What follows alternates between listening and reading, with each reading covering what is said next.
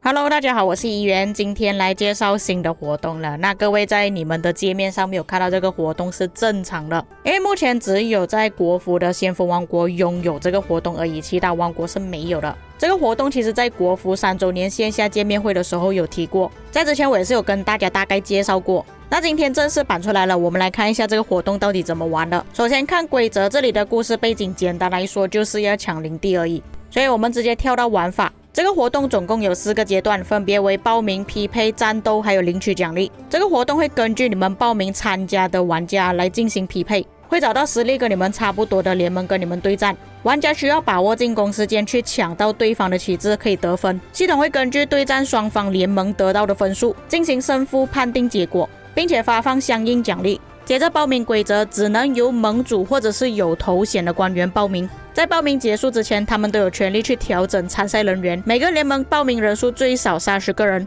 最多可以整个联盟的人一起报名。所以他的报名没有像埃及那样子，埃及就算你的人数比较少，也是一样可以报名的。不过这个活动又有一点类似像埃及之战那样子，在报名结束的时候，系统将会自动移除那些战斗名单里面没有设置防守的人，从而生成最终参赛名单。如果最后报名人数并没有超过30个人的话，将会自动取消，该联盟无法参与本次对战。接着我们来说一下战斗规则，它有分成3个。第一种是防守规则，参赛人员可以在报名阶段的时候配置或者是调整防守阵容，报名截止后任何人不可以再调整了。它这个调整估计就有点像我们现在日落峡谷那样子，我们必须先放好防守，之后才可以选择敌人对战。不同在于日落峡谷是个人的，这个活动是整个联盟的。每个玩家阵容最多配置5个队伍，是部队统一使用系统提供的兵种单位。部队等级将会根据玩家的研究学院以到达的最高等级，比方说你只能出到 T4 的话，他就会用 T4， 如果你是已经到 T5 的玩家就有 T5。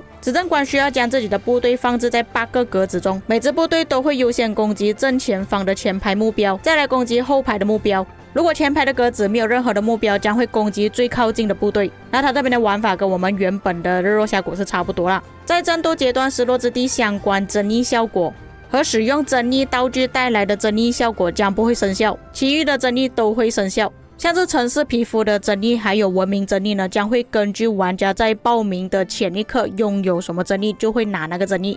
其他的争议也是一样，根据最后一刻报名是什么就拿什么，像是军器装备那些全部都一样。第二种战斗进攻规则，战斗阶段每个玩家都有3次进攻的机会，参加的玩家在第一次战斗的时候需要设置战斗队伍，但是那些争议全部都会根据防守的争议。每个参赛的玩家总共有12面旗帜，分别有4个黄色旗帜、4个紫色旗帜和4个蓝色旗帜。当你抢到对方的旗帜，将会变成联盟得分，但是不会增加自己所拥有的旗帜数量。旗帜的分数分别是黄色20分、紫色10分、蓝色5分。战斗结束之后，系统会根据双方联盟获得的旗帜情况计算联盟战斗总得分。每次活动均有3个首期条件，每场战斗中进攻的执政官满足其中一个条件即可从敌方成员驻守战旗中得到1面旗帜，且优先夺取高分战旗，也就是黄色的旗帜。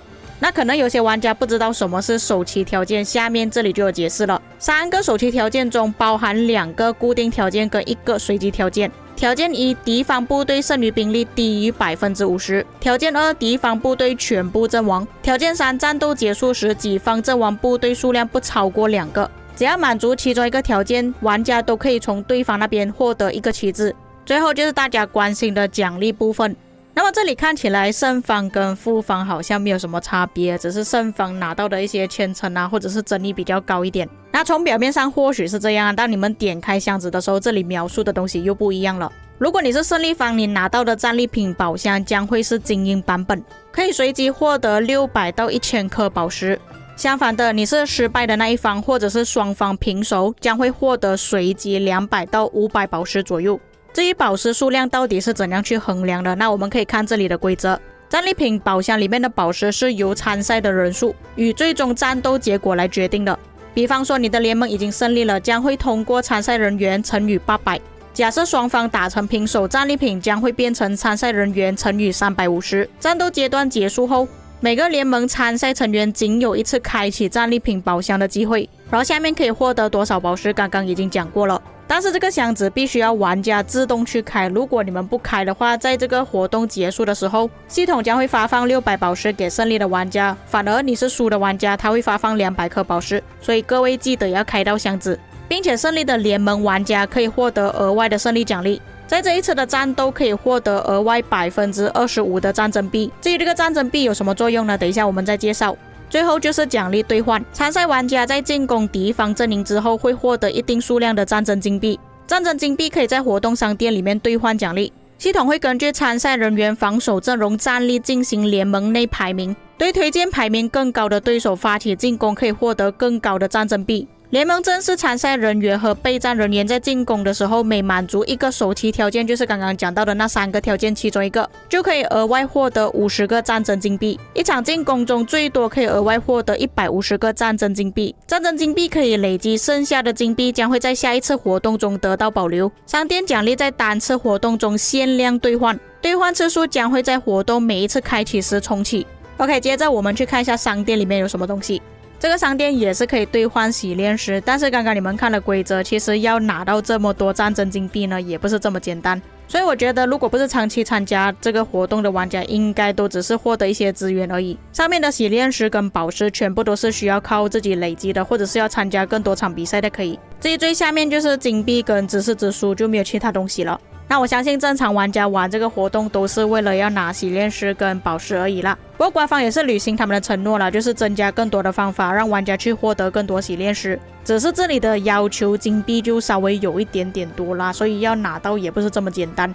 不过我相信在前面我讲了这么一大串，还是有一些观众不了解到底是怎么玩的。 OK， 你们有玩过部落冲突吗？如果你有玩过的话，你就知道到底是怎么玩了。简单的来说，就是设置好一切东西之后放置在那边，给他自己去打就行了。进到里面，你的画面将会变成这个样子。只是规则的东西你们必须要听清楚，就是他所讲的，你们必须先设置好防守队伍，这个就像我们日落峡谷那样子，一样有8个格子，你们只能放5个部队，到底要怎样安排，怎样放，怎样布置，就由你们自己决定。进攻方式就像我前面所说的，会攻击前排部队才攻击后排，如果前排没有部队，将会攻击最靠近的部队。接着你们看我这张图片，玩家的下面有写数字吗？这个就是进攻的次序。因为每个玩家攻击的次数有限，所以系统会根据参赛人员的防守排名，为玩家推荐进攻对象，以帮助战斗胜利。参赛成员在每次进攻后可以同时获得战争金币，对推荐排名更高的对手发起进攻的时候，将会获得更多的战争金币，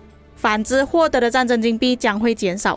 所以简单的来说，如果你的配置更高，比方说你的装备军器越好的话，你可能排得更靠前面，或者是你可以挑战更高难度的玩家，在打赢他们之后拿到旗帜就可以拿到更多的分数。分数就像我前面所说的，黄色20分，紫色10分，蓝色5分。那么以上就是这个活动的玩法，因为我没有账号在国服那边，所以没有办法玩给大家看。不过在我刚刚介绍之后，我相信有部分玩家应该是听得明白啦。不过我听说这个活动也是会发展成赛事，就有一点像联赛那样子。那你们觉得这个玩法适不适合变成比赛呢？至于各位对这个活动有什么看法，可以在评论区给我知道。我们下个影片再见。